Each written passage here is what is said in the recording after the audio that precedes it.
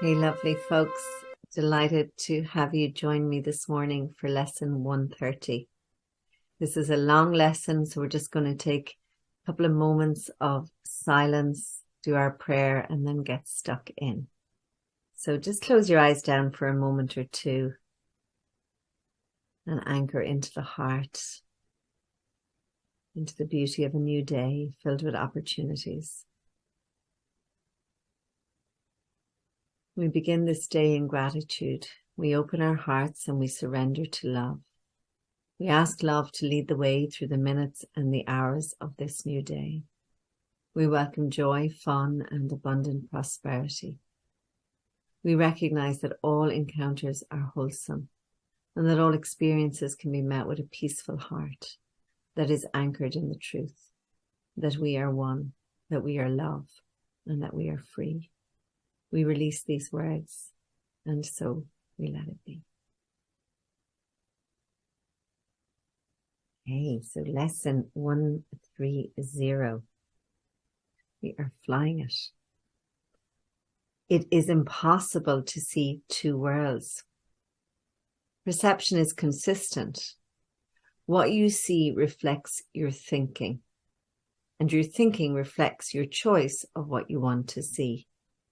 So this is really interesting, and we're going to be coming across this more and more to realize that form follows consciousness.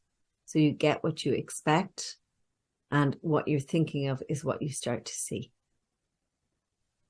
Your values are determiners of this. For what you value most, you must want to see, believing what you see is really there. And what you value is what you spend time dwelling on. You know, you're giving it value, you're giving your time to it. No one can see a world his mind has not accorded value. And no one can fail to look upon what he believes he wants. Yet who can really hate and love at once? Who can desire what he does not want to have as real? And who can choose to see a world of non-duality of which he is afraid? Fear must make blind, for this is its weapon. Fear sees only what it chooses to see. Love and holy vision go hand in hand, but fear obscures in darkness what is there.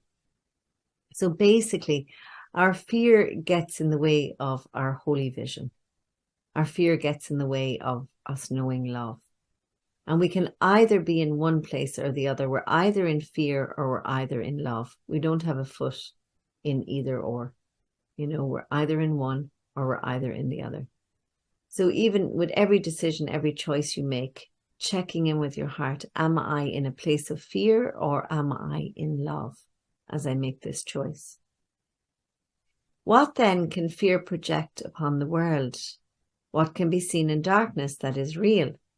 Truth is eclipsed by fear, and what remains is only imagined. So if you think of the sun being the truth, and it gets eclipsed, and all that truth is blocked out by fear. We don't get to know it. Yet what can be real in blind imaginings born of panic? What would you want that this is shown to you? What would you wish to keep in such a dream? And always when I think of, form following consciousness and us, seeing what's in our mind, I think of our algorithms, and they're a really good example. So if your algorithm on Facebook or Instagram is one that disturbs your peace, realize that you're creating this, because if you watch them or if you tune into them, you give them a value and you get more of them. If you have a very peaceful feed on your Facebook or on your Instagram, recognize that that's where you're investing your time on things that are of peace and of love. And you'll see it in consciousness. So the form following the consciousness of love, and love shows up. So I always think that's a really good way of kind of seeing where your mind is actually at. It is possible to see two worlds which have no overlap of any kind. Seek for one and the other disappears, but one remains. They are the range of choice beyond which your decision cannot go. The real and the unreal are all there to choose between, nothing more than these. So you have real, you have unreal. That's it. I've just realized I skipped a piece, so I'm going to go back to it. Fear has made everything you think you see, all separation, all distinctions, and the multitude of differences you believe make up the world. They are not there. Love's enemy has made them up. Yet love can have no enemy, so they have no cause, no being, and no consequence. They can be valued, but remain unreal. So that's key. So we're valuing something that is not real, that is not there. They can be sought, but they cannot be found. And today we will not seek for them, nor waste this day in seeking what cannot be found. And then I'm going to reread the piece I had jumped to. It is impossible to see two worlds which have no overlap of any kind. Seek for one and the other disappears, but one remains. They are the range of choice beyond which your decision cannot go. The real and the unreal are all there to choose between, nothing more than these. Today we'll attempt no compromise where none is possible. The world you see is proof that you have already made a choice, as all-embracing as its opposite. What we would learn today is that more than just the lesson, you cannot see two worlds. It also teaches that the one you see is quite consistent from the point of view from which you see it. It is all a piece because it stems from one emotion and reflects its source in everything you see. 6 times today, in thanks and gratitude, we will gladly give 5 minutes to the thought that ends all compromise and doubt and go beyond them all as one. We will not make 1,000 meaningless distinctions, nor attempt to bring with us a little part of unreality as we devote our minds to finding only what is real. So again, just choosing, we're choosing this, and we don't want to bring any doubt. We don't want to bring any unreality in. We're going to devote our minds to what is real. Begin your searching for the other world by asking for a strength beyond your own and recognizing what it is you seek. Remember, we're seeking peace, we're seeking union, we're seeking knowing.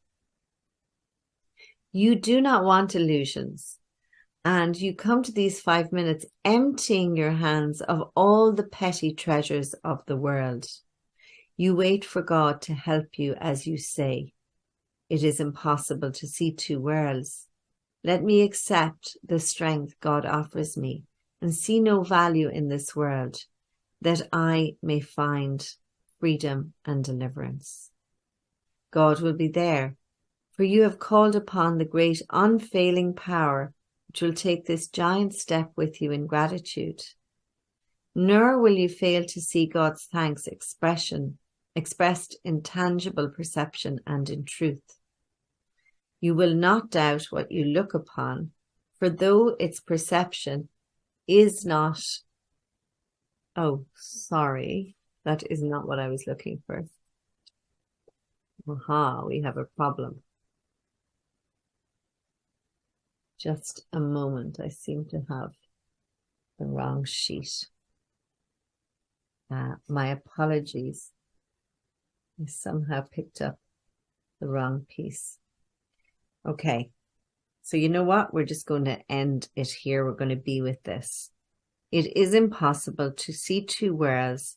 Let me accept the strength God offers me and see no value in this world, that I may find my freedom and deliverance. Okay, so we're going to drop in here, and while you're dropped in there, I might be able to find the rest of this lesson. So gently close your eyes down. Rest in awareness. Be at peace and choose. Choose love.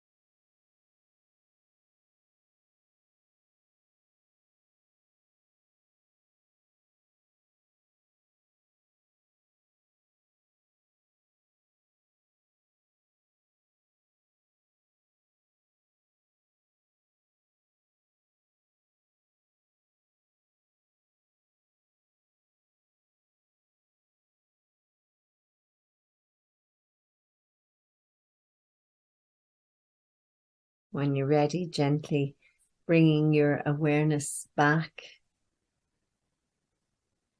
So here's the end of this lesson.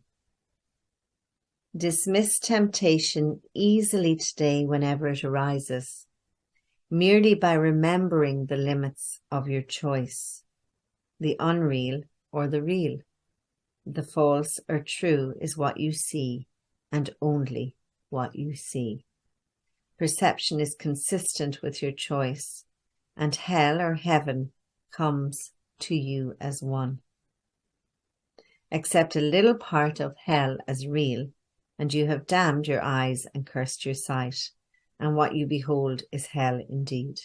So we can't have a little bit. We can't say, oh, but that bit's bad and the other bit is good. Yet the release of heaven still remains within your range of choice to take the place of everything that hell would show to you. All you need to say to any part of hell, whatever form it takes. So this is like to anything that disturbs your peace. They're using the word hell here, but it's literally anything that disturbs your peace. It is impossible to see two worlds. I seek my freedom and deliverance, and this is not a part of what I want. So we can very, very clearly reject it and choose love. So anything at all that gets in your way today, just choose that it is not there, you don't want to see it, and that you only want to see through eyes of love.